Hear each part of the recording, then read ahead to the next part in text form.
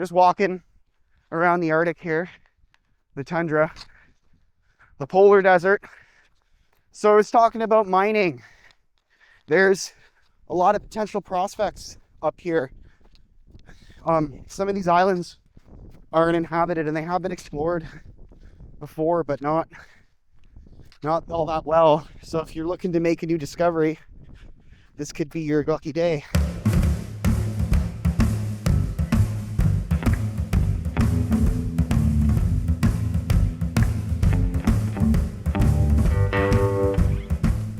You can see off in the distance, that's Mount Pelly. Just give you a pan of the Arctic. You just see forever. It's a very, very dry, barren place. Not much of anything in vegetation grows here. Some moss, some wildflowers, a little bit of grass, but compared to British Columbia, there's not much at all. And then that's Cambridge Bay.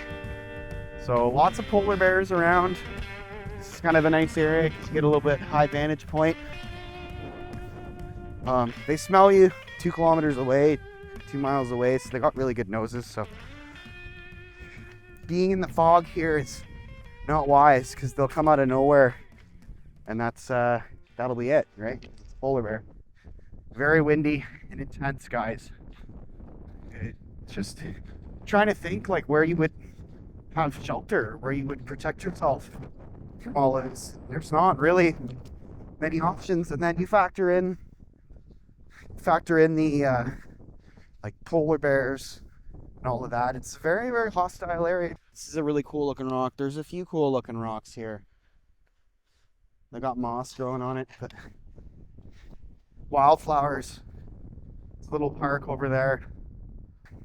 We're on Victoria Island, which is the 8th largest island in the world, in the Kitikmeot region of Nunavut, which is one of the Canadian territories. There's Yukon, Northwest Territories, and Nunavut. And Nunavut is new to Canada. It was initially the Northwest Territories, but it ended up becoming its own territory in recognition of the Inuit land claims in the area, right? So, and Nunavut's huge, guys. It's twice the size of Ontario, but has a fraction of the population.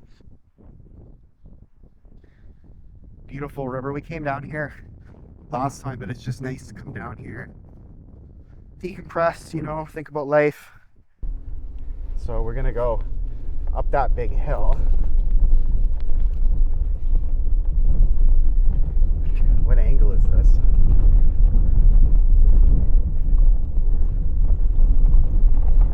Six degrees, pretty good. I got tilt and roll in the truck here so I can see how extreme the angles are.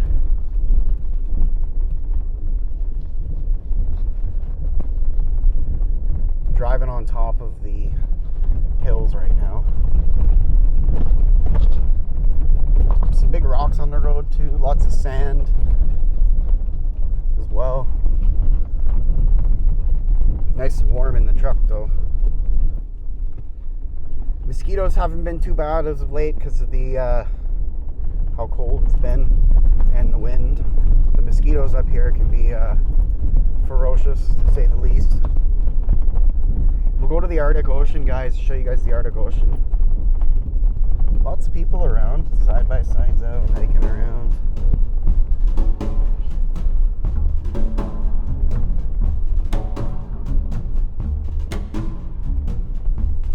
The road quality has quite a variance too, so just be mindful of that. That old bridge is insane.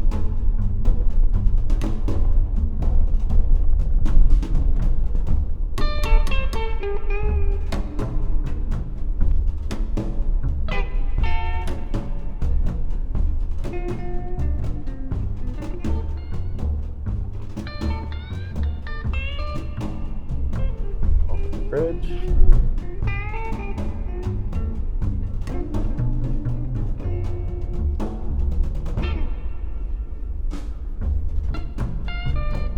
sun also doesn't set here, guys.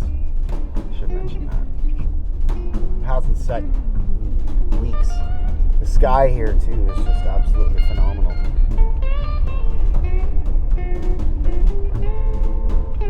Everybody's out fishing, having fun.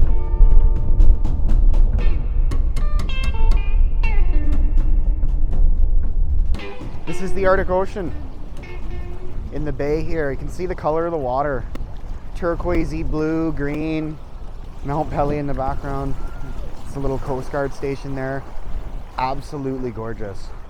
The color of this water, it's like a deep blue, emerald green, mix of turquoise. Just so clean.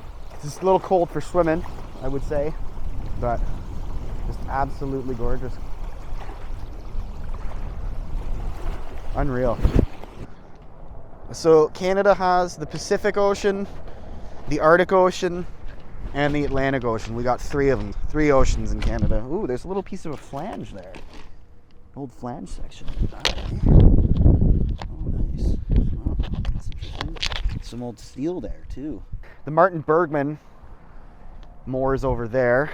The Martin Bergman's used to do research on the Erebus and the Terror, the HMS Erebus and HMS Terror. Those were part of the Franklin expedition. James Fitzjames, John Franklin, they set out on their expedition in 1845, and it didn't go too well. They all died. 129 men perished, and they were found in various locations. Many explorers have tried to conquer the Northwest Passage. Few have succeeded back in the day. Nowadays, with icebreakers and modern technology, things have kind of changed. It's become a lot easier. And then this is the downtown Cambridge Bay. And then across the way there is Old Cambridge Bay, Old Town. 69 degrees north, guys. 69 degrees latitude. So we are officially above the North American mainland, well above. And we are 280 kilometers north of the Arctic Circle. And it's just fantastic. It's about 11 degrees, which is hot. Now it's really hot. It's gone out. It was anywhere from like 4 degrees down to 2 a couple days ago, and now it's 11 degrees, which is hot. 15, guys, 15, 16 degrees, that's cooking. That's hot weather here. And then in the wintertime it gets down to minus 30, minus 40, wind chill, more like minus 50, minus 60. The Northwest Passages, not passage, it used to be Northwest Passage, but now it's Northwest Passages. As the ice thaws, everything opens up. It's becoming a new frontier. Gold mining, resource extraction, oil and gas. They found oil and gas deposits on Melville Island that they think are quite promising. Ellesmere Island, Canada coal, some of the purest coal in the world. Baffinland iron mines up in Baffin there. Milne Inlet, Mary River. That's all iron ore. Some of the purest iron ore in the world, guys. When I was up there working in the mine, they told you that you could weld the iron ore together as it was in the ground because it was so rich. We never actually tested that theory out when we were up there, but that's what they said, and I have no doubt if it was as pure as they said it was. Basically, ArcelorMittal was the client, and they were shipping the iron ore from Milne Inlet.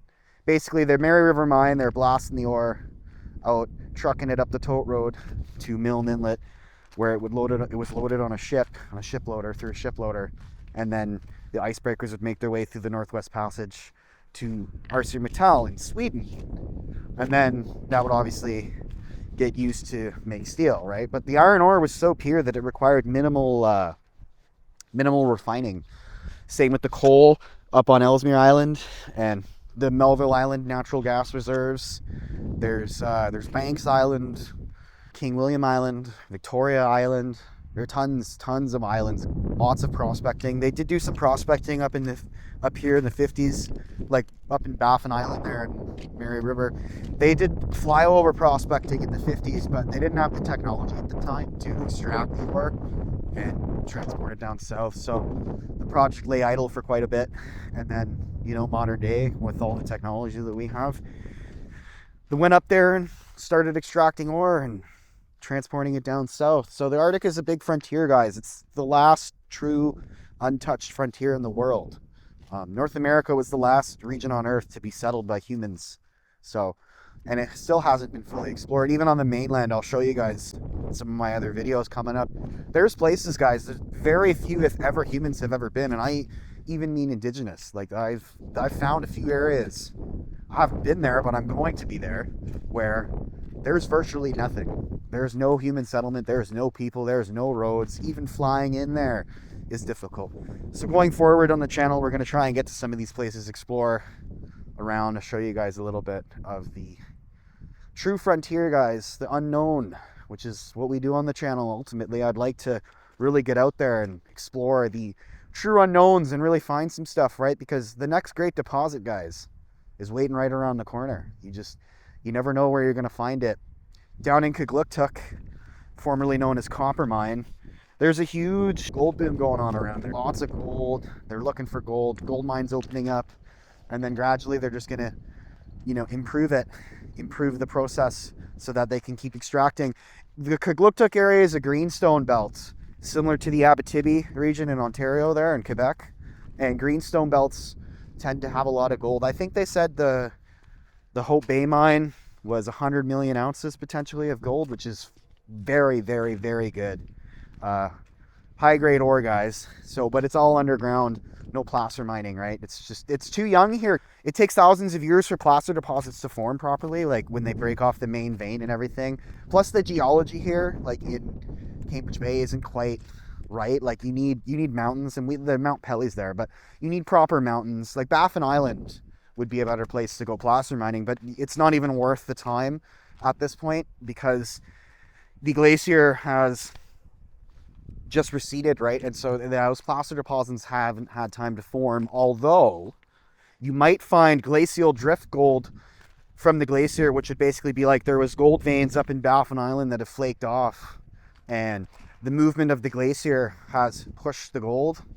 But the problem with that is you're going to be digging through lots of overburden, and you can't do that here because everything's frozen most of the year. So if it's trapped under enough soil or dirt, then good luck trying to get at it ever, because it's be sealed off. There's only 2 months of the year here, guys, July and August, that are actually like really workable. And then as soon as September hits, it starts to get cold again. The sun starts to go down and everything changes again, and it goes back to what you would know as the typical Arctic, right? But sunny, it's 11 degrees. We're on the shores of the Arctic Ocean in Cambridge Bay. The Dorset, the Thule, they all were up here before the Inuit, and now it's the Inuit, and it's just a magical, special place. The frontier, all the explorers were obsessed with this region. They wanted to get here. So it's crazy to think in modern days how we're just here doing our own thing. We got cars, we got internet, we got cell phones. So you're out in the tundra there walking around. You got GPS.